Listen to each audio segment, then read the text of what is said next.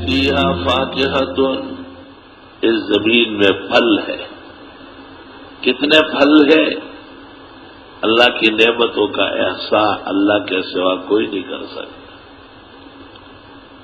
ہر ملک میں ہر انسان کی صلاحیت کے لیے اللہ نے پھل پیدا کیے. مختلف مزاجوں کی شان کے لائق مختلف پھل ہیں.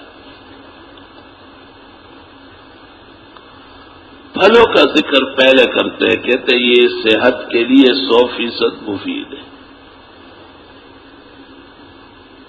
پھل جب پھل ہو تو وہ فائدہ ہے، اور پھل جب غذا بنے تو پھر دائر ہے بین الخوف والخطر.